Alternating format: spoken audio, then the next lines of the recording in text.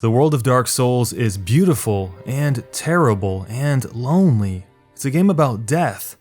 Dark Souls is renowned for its difficulty, but it would be a disservice to the game to label it as hard just for the sake of being hard. There's a reason for its challenge, for its obtuseness, and its disregard for holding your hand. Dark Souls uses difficulty as a way of giving players that high that could only be achieved by making you earn it. There are moments in Dark Souls that are truly wonderful that cannot be replicated in other games, but rarely because it's unfair.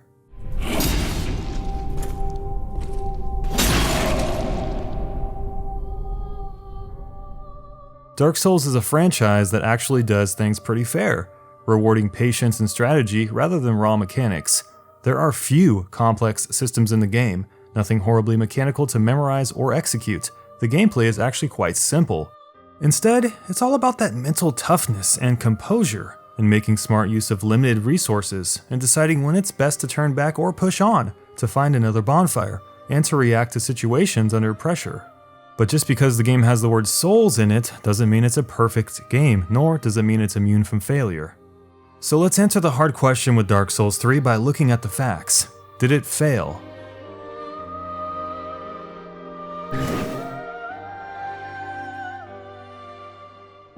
Dark Souls 3 is the follow-up to Dark Souls 1 and 2, but it all began with Demon's Souls.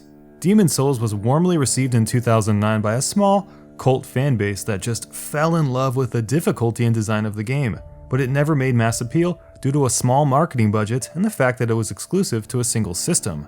The game world was connected through a hub called the Nexus, and each world featured level-specific items and bosses, so the beauty was that players could complete the game in any way they wanted, and players really loved that freedom. Dark Souls would come around to make things more seamless, offering a sprawling world that was interconnected naturally by the way of secret passages, locked doors, and traps that would provide shortcuts for players should they find them, once again giving us the freedom to traverse the world to our own likings, while eliminating the binary nature of Demon's Souls' quote-unquote levels. Many would say that Dark Souls is the pinnacle game of the series because of how amazing, dangerous, and connected yet cryptic the world felt. People have gone so far as to draw out the entirety of the game world on paper and write essays and academic research papers explaining the complexities of it all. When you have that much dedication from your fanbase, you know you did something right with Dark Souls. Now, Dark Souls 2 came around in 2014 and it was met with what I would say mixed opinions for several reasons. One being that Dark Souls 2 took the elegant and refined healing system of Dark Souls and added unnecessary things to it. Multiple life gems, and a life regeneration ring that could be found very early on in the game, both dampening the sensation of challenge. The second being that the difficulty was shifted to a greater focus on multi-enemy boss encounters, which turned a lot of the fights into turtle wars. It was as if the developers were asking themselves, how can we make these fights more challenging, instead of how can we make these fights more interesting? They answered that by just throwing more crap at us, when in fact the beauty of the Souls combat system is all about one-on-one engagements. And lastly, of course, the graphical downgrade that they told absolutely nobody about before shipping out the game and charging us money for it. It was pretty much a slap in the face. Now, most people attribute all of this stuff to the fact that the creator of Demon and Dark Souls, Hidetaka Miyazaki, did not lead the team developing Dark Souls 2. But Miyazaki would return as director for Dark Souls 3 and correct the shortcomings of the previous game. However, something happened that we did not expect, a shift towards linearity. While many may agree that the faster combat in Dark Souls 3 does feel more refined, there exists much less choice, as players are steered from area to area from the onset of the game. I think the problem that surfaced was that this shift stifled replayability, as the first 5 or so hours of the game was essentially identical regardless of playthrough. But the game itself was pretty amazing to look at, the bosses were pretty epic, and the journey was long. It was a great game.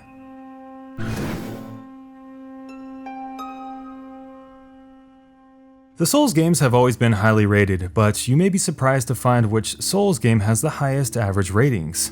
Demon's Souls is actually the combined highest rated game, followed closely by, of course, Dark Souls 1. The strangest thing about this graph is the 15-point disparity between user and critics for Dark Souls 2. But regardless, Dark Souls 3 was a great game and the ratings reflect that. But did that translate to good sales and to good player counts?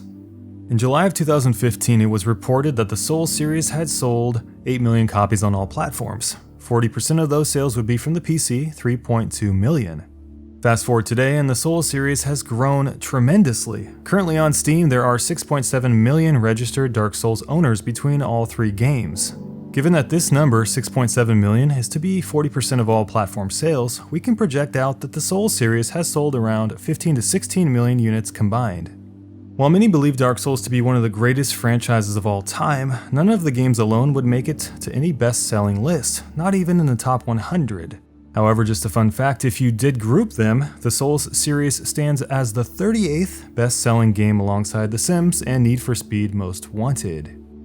I believe the trend in this graph represents something that many people don't consider. At some point during the life cycle of a franchise, you will climax. The Souls franchise is on the 4th installment, and from the look of this graph, it peaked with the 2nd installment, Dark Souls 1. However, Dark Souls has had 4 years of additional sales compared to Dark Souls 3, so there's really no way to tell. But since we know that most video game sales occur within the first few months of release, it's possible that Dark Souls 3 may not outsell Dark Souls 1 or 2. With every successful entry to a franchise, more and more people become aware of the product. This is reflected in the reported player counts here for Dark Souls 3. This is a simple scatter graph I made to show the differences between peak and low player counts between Dark Souls 1, 2, and 3. This all looks very similar. People loved Dark Souls 1, were mixed about Dark Souls 2, and then raved for Dark Souls 3 and the return of Miyazaki. But that really doesn't tell you anything about the quality of the game. This trend actually does here. In just one short month, Dark Souls 3 lost 89% of its player base and 95% after 3 months. Looking back at Dark Souls 1, we actually see what's called a sinusoidal pattern, where the player counts go up and down and up and down. Dark Souls 1, as a result, had more player loyalty and interest, despite the fact that Dark Souls 3 has a higher nominal player count. And if you're wondering about Dark Souls 2, we see this identical pattern, however, only for the first year. And the same trends are on display for viewer counts on Twitch live streaming for all games. So why did more players on average stick around for far less time with Dark Souls 3?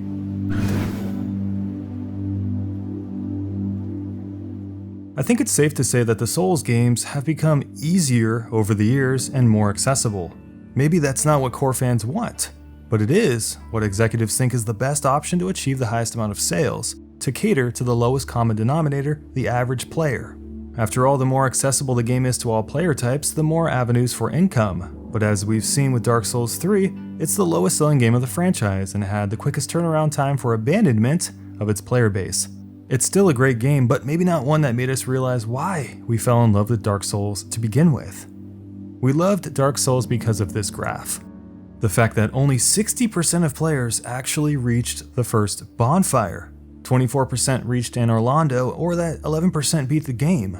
We want that challenge and that feeling of triumph we get from completing the game. That's what playing Dark Souls is all about, overcoming the obstacles that seem impossible at first glance. Was Dark Souls 3 just too easy?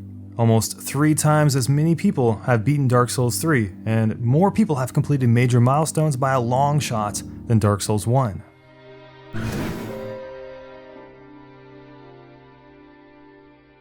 Dark Souls 3 didn't fail as a game. It was a good game, but perhaps it just didn't do enough. Was the introduction of the weapon art system enough?